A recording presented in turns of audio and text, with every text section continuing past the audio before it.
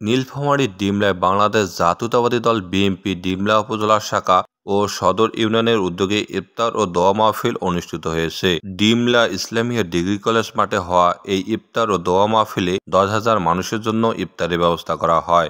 এ সময় উপস্থিত ছিলেন ডিমলা উপজেলা বিএনপির 10 ইউনিয়নের সকল নেতাকর্মী এবং উপজেলা নেতৃবৃন্দ, পাশাপাশি অন্যান্য রাজনৈতিক দল, বাংলাদেশ জামাতে ইসলামী, বৈষম্য বিরোধী ছাত্র আন্দোলনের নেতৃবৃন্দ উপস্থিত ছিলেন। এ সময় বক্তারা দেশ ও জাতির জন্য দোয়া ও মোনাজাত করেন। শহীদ প্রেসিডেন্ট জিয়াউর রহমান ও বিএনপি চেয়ারপারসন বেগম খালেদা জিয়ার জন্য দোয়া ও মোনাজাত করেন। ডিমলা উপজেলা বিএনপির সভাপতি অধ্যক্ষ মনোয়ার হোসেন মহান মুক্তিযুদ্ধ ও 24শে গণঅভ্যুত্থানের সকল শহীদের আত্মার মাগফিরাত কামনা করেন। আমরা দোয়া করব 47, 52, 71, 90-এর গণঅভ্যুত্থান, 24শে জুলাই অভ্যুত্থান, যারা তাদের বুকে তাজা রক্ত দিয়ে এদেশের মানুষের স্বাধীনতা সার্বভৌমত্ব অক্ষুণ্ণ রেখেছে।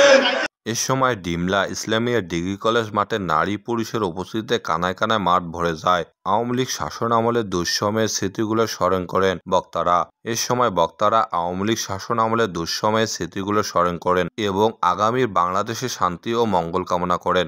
নীলফামারীর ডিমলা থেকে আরিফুজ্জামান, সরেজমিন বার্তা।